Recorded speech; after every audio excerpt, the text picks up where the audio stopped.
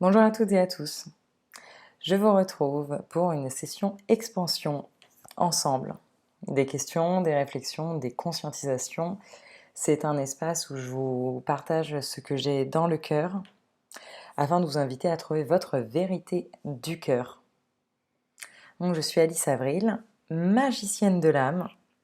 C'est ce qui est descendu pour la rentrée et je vous propose un espace dans lequel je vais vous accompagner justement vers des outils qui me semblent clés pour l'espace qui s'invite avec l'automne, avec la rentrée, avec l'hiver qui arrive, et qui fait également très écho à ce que moi je continue d'explorer, de dépiler de mon côté, d'expérimenter. Alors c'est parti dans cette session, on va toujours aborder le mental. Je vous propose un angle de vue supplémentaire sur ce qui se passe peut-être dans votre vie actuellement. On va faire un détour par le corps et également un détour par l'énergie. Donc je vous emmène dans une réflexion sur ce qui se présente à nous et comment s'ancrer toujours plus avec soi-même, comment faire toujours plus lien, avoir cette synergie d'équilibre avec soi. Donc c'est vraiment là où moi je souhaite vous emmener lorsque je dis que je n'ai pas la vérité sous le bras, que votre vérité est co-créatrice du monde avec celle des autres, avec la mienne. Et je souhaite vraiment inviter à des réflexions, des questions, des chemins de pensée qui vont vous permettre de trouver vos propres pièces de puzzle et en fait de vous amener à votre propre ancrage. Ça, c'est vraiment mon souhait, c'est de vous rappeler que vous avez la lumière qui est en vous, elle est en chacun de nous. Et le plus important pour moi, c'est d'être simple canal et de vous rappeler que tout est à l'intérieur. Donc je viens challenger, je viens ouvrir des portes, je viens lisser des portes, lisser le poil plutôt. Et effectivement, je suis avant tout là pour vous rappeler que vous êtes la lumière en vous. Donc je vais proposer là quelques outils pour cette rentrée.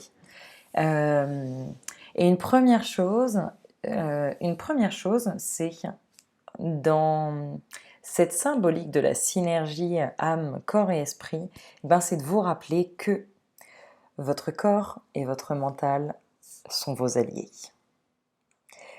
Oui, ça va être important. L'hiver arrive, on va être challengé. On l'était déjà bien, mais on va être challengé sur d'autres facettes. Le corps et le mental sont nos alliés.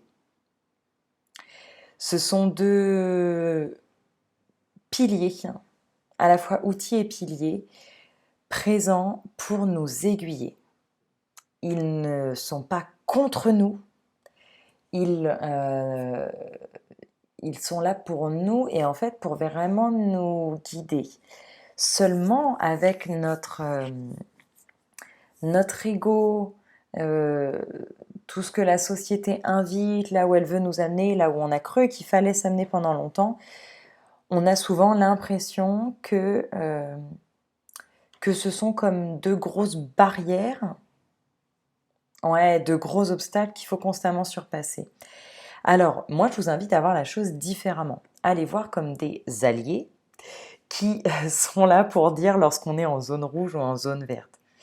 C'est un vrai exercice intérieur d'en arriver à prendre cette gymnastique afin de créer donc la synergie et la collaboration pour être à l'écoute de ce que eux disent.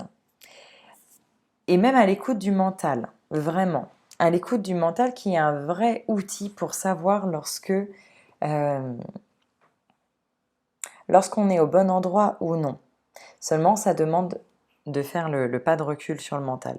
Mais lui, il a cette fabuleuse capacité également de nous dire lorsque les choses ne vont pas. Seulement lui, il va nous le transmettre en nous emmenant avec lui sur son chemin. Donc en fait, savoir observer le mental et prendre un pas de recul, ça permet de voir lorsque il est parti tout seul sur son chemin, il n'arrive pas à redescendre, il n'arrive pas à créer d'espace, il est super actif, euh, il n'a pas envie de se poser, il a envie de comprendre, il n'arrive pas à faire de calme. tout ça, au final, ce sont des messages clés. C'est lui qui est en train de vous dire j'ai perdu la tête. Et c'est une façon de s'habituer à reconnaître ces moments, parce qu'au final, alors bien sûr, conserver un mental en paix, ça n'existe pas. C'est Osho justement qui disait cette belle phrase, chercher à avoir un mental calme, ça n'existe pas. Un mental, ça a des pics d'activité, ça sera toujours en ébullition, moins en ébullition. En revanche, on peut s'apprendre à reconnaître, oh bah tiens, là il est vachement trop en ébullition, j'ai peut-être des petites choses à faire pour l'aider à le calmer. Et en fait, au même titre que l'énergie, on navigue toujours cette barque à rééquilibrer. C'est en mouvement, le mental part à l'ouest, bon, on le ramène un peu à l'est, et on fait ce chemin. Donc, invitation à le voir comme un allié, en ayant cette capacité à prendre le recul pour le réaiguiller. Parce que le pauvre, lui tout seul, il a un peu du mal. Il a besoin de nous, notre collaboration, d'être à part entière, de ce lien avec l'âme, pour être en capacité de gérer l'outil fantastique. Car oui, c'est notre outil de création, d'où l'intérêt de pratiquer la gestion. Donc j'hésitais entre les termes maîtrise ou gestion. Maîtrise en français, on le voit, il y a toujours une connotation de relatif contrôle. Alors que maîtrise, dans les termes anglo-saxons, euh, on est beaucoup plus sur le fait de sublimer. Sublimer, le maîtriser dans le bon sens du terme. Donc en français, je vais utiliser gestion, mais en le liant avec ce côté tout master, euh, de cette belle maîtrise. Savoir sublimer justement un outil, l'utiliser à bon escient. Ben, effectivement, pareil pour ce fabuleux mental. Et en fait, je fais cette invitation. Pourquoi? Parce que donc l'hiver arrive, l'automne, les énergies prennent un nouveau tournant. On va arriver dans une belle phase de retour à soi, toujours plus de retour à soi, d'introspection. Également, avec le côté hiver, il y a donc toujours beaucoup d'énergie qui se transmettent. Il y a des choses qui ne sont pas à nous, qui rentrent dans notre aura. Ça va être très intéressant là d'être bien à l'écoute du corps et du mental, tels des alliés. Et donc du corps, bien évidemment, parce que lui, il a toujours euh, le fabuleux pouvoir de nous dire lorsqu'effectivement on est en zone verte ou en zone rouge. Donc il nous le transmet par tous ses ressentis, euh, par son dynamisme, ou en tout cas on va dire son bon niveau énergétique. Il nous le transmet par mille et une façons. Et également par on va dire, toute la synergie qui va exister avec le mental. Lorsque les deux sont en bonne synergie, ils trouvent un bon équilibre justement euh, entre comment le mental vient être au service du corps pour lui accorder de l'espace, pour lui donner envie d'aller dehors, en tout cas de bouger, de s'entretenir, de prendre soin. Et à l'inverse, le corps vient alimenter le mental en remplissant le vide dont le mental a peur. Si le corps est en bonne sphère, il apaise également le mental. Il y a justement tous ces processus qui se produisent d'échange avec le nerf vague, et c'est très puissant cet échange justement de neurotransmetteurs, ce rééquilibrage hormonal. Donc lorsqu'on est bien au niveau du corps, qu'on prend soin de toutes nos parties et de nos intestins, on va avoir une véritable communication puissante entre les deux. Donc deux alliés dont il va falloir prendre soin, qui vont pouvoir vous dire, eh ben tiens, là ça va pas. Alors je dis ça parce que hier, moi, je me suis rendu compte que j'avais laissé mon mental prendre vraiment trop de place. Et le soir, en me posant, le message pour moi, c'était ben oui, mais bien sûr, j'ai passé une journée très liée à la technologie, aux réseaux sociaux, à vouloir faire toujours plus, à produire. Effectivement, à la fin de la journée, j'avais l'impression d'être vidée de qui je suis, à avoir été peu dans le plaisir de faire et d'être, Et donc, la leçon effectivement de fin de journée, c'était d'accord, s'il y a effectivement une leçon à tirer, c'est que le mental, il était en train de me dire, moi, je pète un câble quand on me met plein d'outils technologiques et c'est ce qui se passe. C'est ce qui se passe pour nous tous. Donc, je vous invite à essayer de reconnaître justement, tiens là, est-ce que ça bouillonne? Est-ce que ça va? Et ça va vous permettre de faire un beau chemin vers vous-même. C'est la première chose que je voulais vous partager. Et dans la continuité de prendre soin de nos deux alliés, ben j'invite à être toujours plus en conscience des petites choses du quotidien pour leur vibrer de la présence. Alors moi, je continue de faire l'exercice sur 1001 aspects. Et alors, c'est très joyeux, c'est très amusant et ça crée un véritable lien de connexion et d'amour avec tout ce qui y est. Je m'explique. Ce que j'invite dans ce côté présence et conscience des petits aspects du quotidien, c'est de se donner vraiment l'opportunité d'y être et de vivre la conscience de ce qu'il se passe. Par exemple, je prends ma douche, je parle avec mes cheveux. Je ne suis pas là en train de faire un shampoing et de penser à ce qu'il faudra faire. Je leur dis que là, je prends le temps. Eh les gars, je prends le temps pour vous, on se fait du bien. Là, je suis en train de vous caresser pour vous apporter de l'amour. Exemple. Je coupe des radis. Eh bien, je leur parle. Je leur dis merci de s'inviter à mon repas et, et de me faire cet honneur. Je vais prendre soin d'eux et je souhaite qu'ils délivrent des belles énergies. Alors, ce sont des exemples qui paraissent un peu perchés, mais qui au final nous permettent vraiment d'être en présence dans le moment. Et plus on invite ces moments, on est dedans. On est le moment.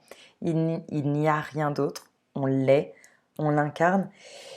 Plus un dialogue se crée dans l'énergie. Et c'est un point important que je voulais partager sur ce côté, euh, cette puissance de l'énergie. Donc aujourd'hui, on a tendance à voir la pratique de l'énergie comme quelque chose réservé aux énergéticiens. Au final, non, on dialogue tous avec l'énergie. On dialogue tous avec l'énergie depuis qu'on est tout petit. Mais effectivement, on ne s'en rend pas compte. On peut tous créer des miracles sans avoir suivi de formation énergétique, sans avoir fait, oui, de formation, d'études ou quoi que ce soit, sans avoir passé 10 ans à faire justement des pratiques méditatives. On a simplement à s'offrir l'opportunité de vivre le moment, d'être présent avec ce qui est vraiment.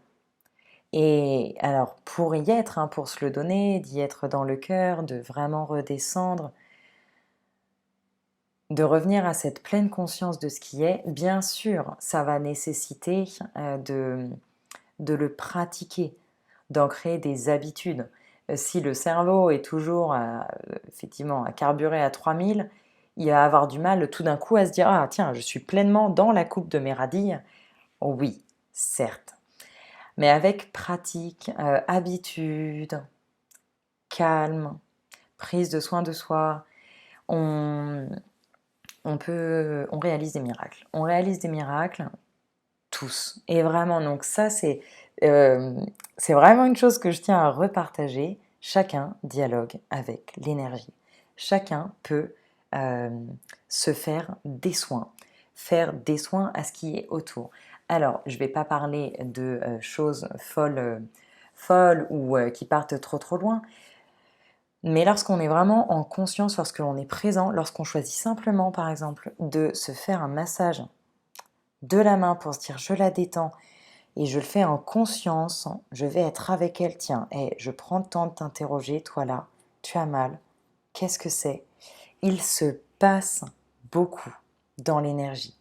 Le dialogue est là parce que l'intention du cœur y est. La main nous parle, tiens, oh bah elle a moins mal, ou ça va, ou tiens, ah bah quand j'appuie, ça me rappelle quelque chose. On est invité à prendre conscience du dialogue qui est là. Et en fait, par plein de petites portes qui sont chaque seconde de nos journées, on peut dialoguer, on peut créer beaucoup. C'est comme ça que moi, honnêtement, je vais explorer beaucoup de choses que mon corps me, me témoigne. Euh, les blocages, les blessures, les petites choses. Euh, c'est comme ça que je prends soin de mes plantes en leur disant bonjour, en leur parlant. Lorsque je leur donne de l'eau, je leur dis que je les recharge et on va pas se mentir, elles sont quand même, enfin, beaucoup des plantes sont quand même bien en forme. C'est comme ça que j'énergétise mes aliments avant de les consommer en y mettant du cœur. En mettant du cœur tout simplement. Vraiment. En mettant du cœur pleinement lorsqu'on fait les choses, en mettant du cœur lorsqu'on est en conversation avec quelqu'un, de revenir, d'être en présence, disponible pour la personne. Et alors faites-vous plaisir. Faites-vous plaisir, là je donne des exemples, mais j'invite à ce que chaque moment eh bien, soit une opportunité pour chacun à tester, selon nos souhaits, selon ce qui nous botte, et de vraiment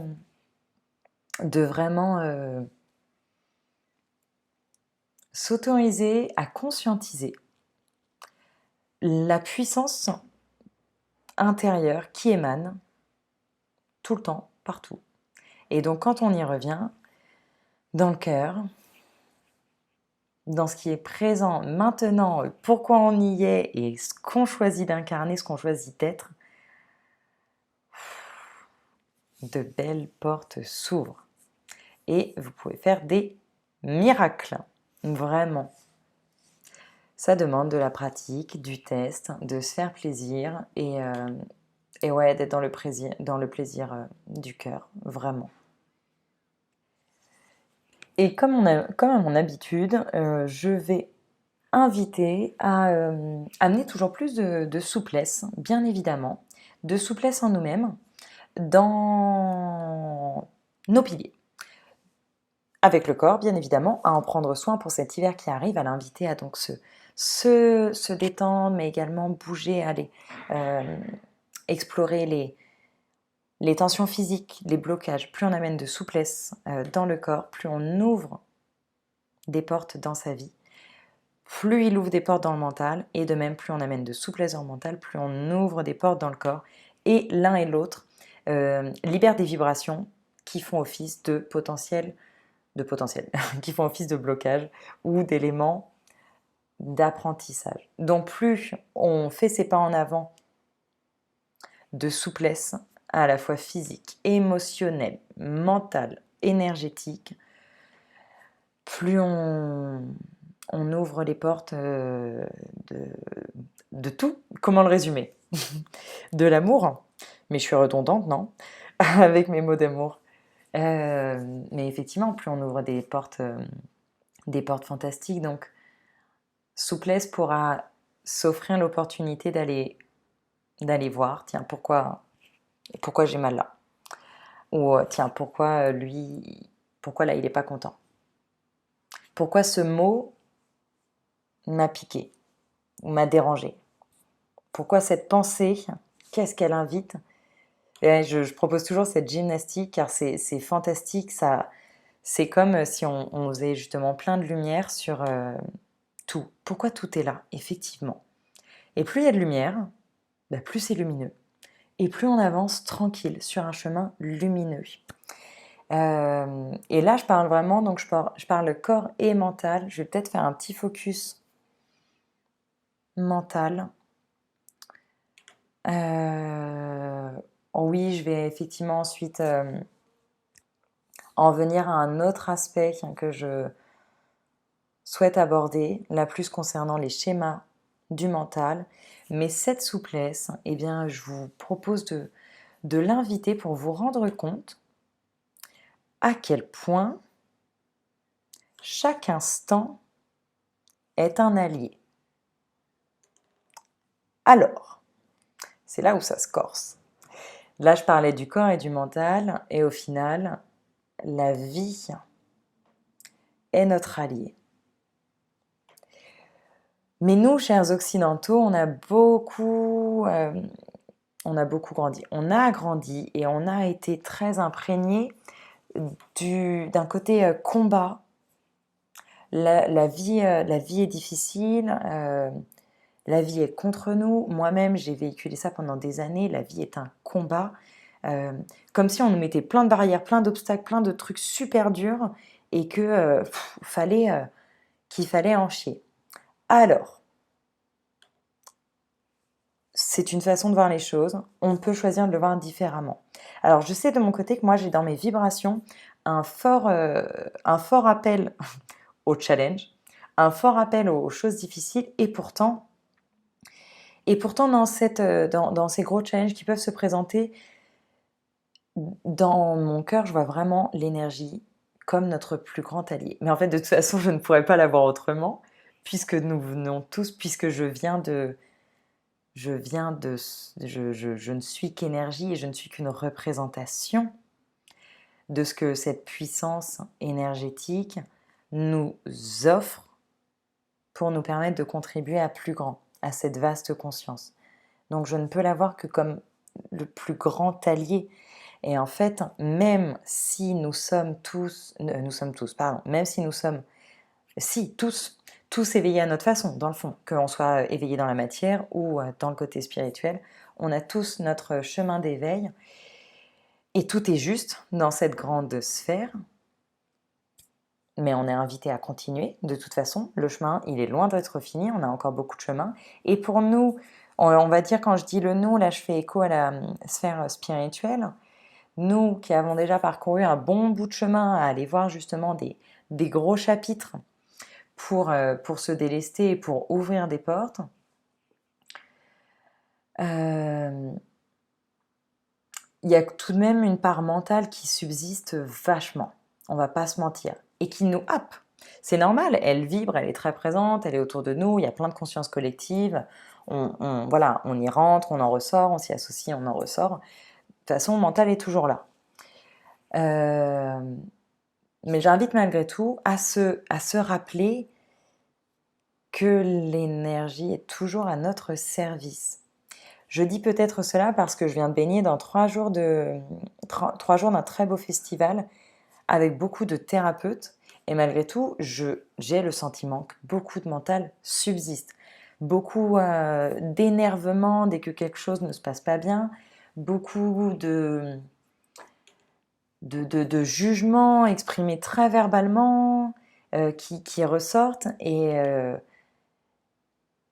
comme si, comme s'il y avait toujours plein d'ennemis, que l'autre était l'ennemi, que le vent est l'ennemi, les organisateurs sont l'ennemi. Enfin, je le partage, ça me fait, à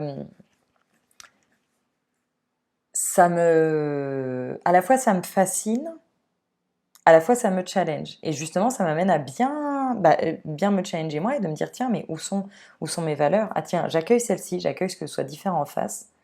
Malgré tout, ça m'invite à être fascinée de me dire, waouh, il reste encore plein de mental. Il y en a encore beaucoup, beaucoup. Et comme quoi, même quand on fait même quand on est très, très spirituel, comme quoi on peut beaucoup pester contre plein de choses. Donc, invitation à le voir. Simplement, au moins le voir, être conscient peut-être de ce schéma personnel, pour pouvoir se rappeler que l'énergie est notre allié. Lorsque le vent est présent et qu'il envoie tout balader, même ce qu'on avait préparé, bon, c'est peut-être qu'il fallait tout envoyer balader. C'est peut-être pour nous inviter à la patience. C'est peut-être pour nous dire, bah non, c'était mieux sans. L'énergie est notre allié, mais vraiment, vraiment, dans tout ce qu'il se passe. Et même dans ce qui est très challenge. Dans ce qui est très challenge, c'est toujours une façon de nous dire, bah, hey, t'allais pas prendre le bon chemin, je fais en sorte de t'en faire prendre un autre. Mais quand t'allais pas prendre le bon chemin et que t'as dit j'y vais quand même, il y a plein de rochers, oh, je me fais mal, je perds mon bras, j'ai mal, mais j'y vais quand même, bah, au bout d'un moment l'énergie elle nous dit attends là qu'est-ce que je peux faire? Et bah effectivement j'envoie une explosion, j'envoie un gros boulet de canon, mais l'énergie elle est là en se disant hé, mes lapins, mes chers lapins, je fais tout au mieux pour vous, chacun avec ses challenges, ses pièces de puzzle, et mais je fais tout au mieux. Quand je fais le c'est pour dire j'agis, j'interagis, je coagis pour que chacun fasse son chemin du mieux possible. Mais effectivement, elle est obligée à un moment de nous dire sans issue.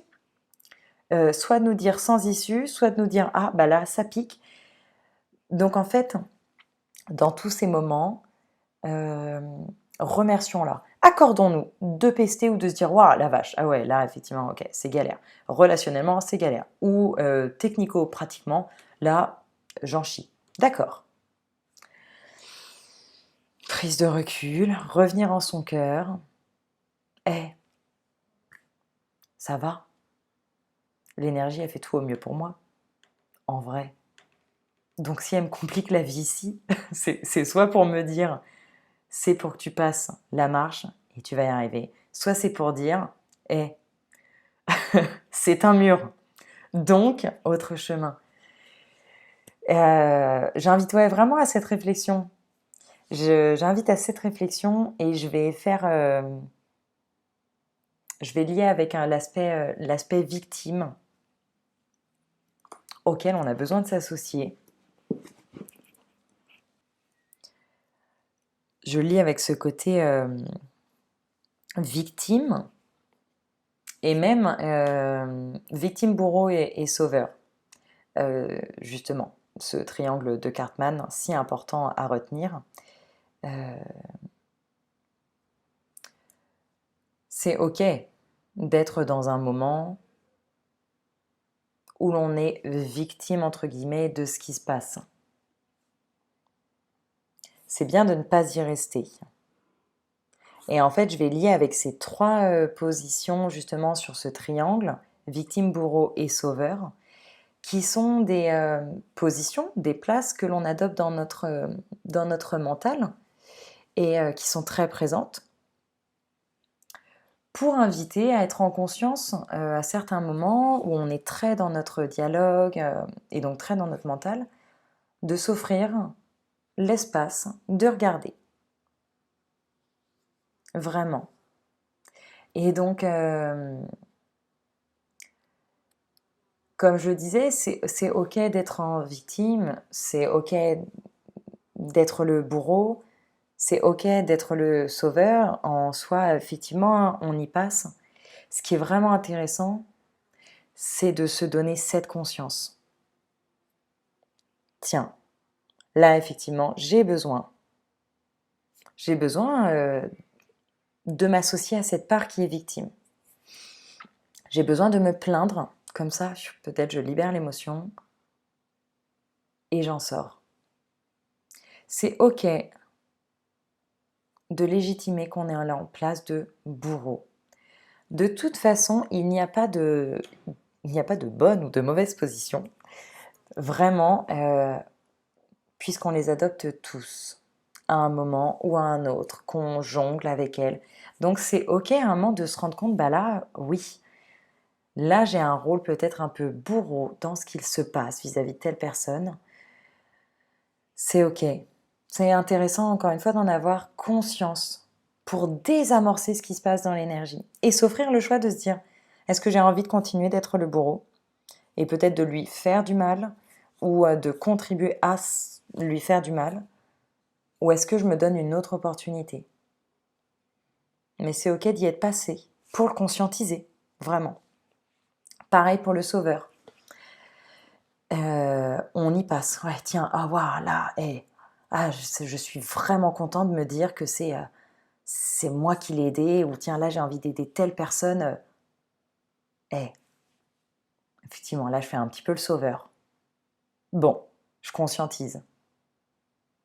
Est-ce que j'ai envie de continuer à me donner mon rôle, à me donner ouais, un rôle de sauveur? Ou en fait, est-ce que je me laisse une autre option et me dire, bah non, j'en sors. Cette personne peut se débrouiller toute seule. Je donne des exemples relatifs comme ils me viennent pour dire que chaque place c'est ok, mais j'invite à conscientiser rapidement lorsqu'il y a des interactions de est-ce qu'on rentre dans ce triangle ou non. Pourquoi? Parce que lorsque l'on y met un pied, en soi, il vaut mieux en sortir, puisque il y a sinon un entretien, on entretient, on co-crée euh, ces espaces qui en soi ne sont pas sains. Victime, bourreau, sauveur, ce n'est pas sain. Ce n'est pas dans un ce n'est pas dans un respect et un amour de l'autre, puisqu'on est donc dans un schéma de victime, ou bien de bourreau, donc d'emprise sur l'autre, ou bien de sauveur, donc là, place à l'ego voilà, qui sauve les autres. Ce n'est pas sain de l'entretenir, vraiment. D'où l'invitation à conscientiser rapidement, tiens, est-ce que là j'y suis? Est-ce que là il y a un schéma qui se trame, qui est? Et étant donné que les relations ont beaucoup secoué pendant l'été, invitation à la conscience de ce qui est présent. Je le partage parce que se sont présentés à moi des espaces tests, des espaces tests vraiment, euh, où il a fallu se poser la question rapidement. Bah tiens, est-ce que là j'entretiens ce schéma qui renforce mon côté sauveur? Oui ou non? Encore une fois, si je reviens au cœur, tout est juste. Peut-être que oui. Et là pour se dire, ah bah oui, là je m'y accroche. Et ce sera de façon pour dire non après. Mais plus on se donne la capacité de savoir sortir rapidement, plus on se libère. Plus on se libère. Tout schéma entre le bourreau, la victime, si on est victime de quelque chose, il y a un bourreau quelque part. Si on est bourreau ou qu'on se sent bourreau de quelqu'un, il y a une victime quelque part. Il y aura une explosion quelque part. C'est ce que l'on voit toujours, à moins d'en arriver à sortir de la façon la plus pragmatique, lucide et dans le cœur possible.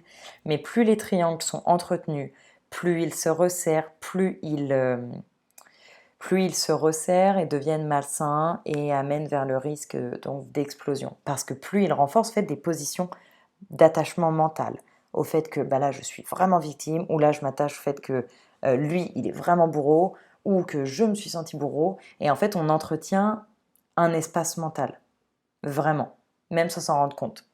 Donc invitation à en sortir de là bah stop, non là j'y suis plus.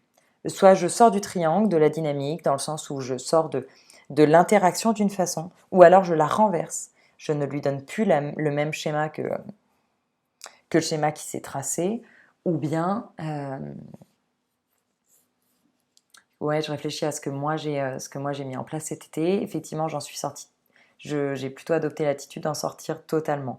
Là, de couper l'espace énergétique qui se présentait, même s'il était très attrayant pour l'ego, mais de se dire, bah là, effectivement, non, cher ego, on y va ensemble, mais là, je te retire peut-être quelque chose qui te comble, qui comble un vide. Mais je t'assure, c'est pour ton bien. Je t'assure, c'est pour éviter que ça explose après. Donc une invitation sur cette réflexion et sur ce qui est présent effectivement dans votre vie. Je le partage car moi c'est quelque chose sur lequel je m'observe beaucoup avec tout ce qui a pu secouer de mon côté relationnellement cet été. Ça fait un moment que je m'observe beaucoup sur ce triangle pour m'observer. Tiens là, où est-ce que j'en suis?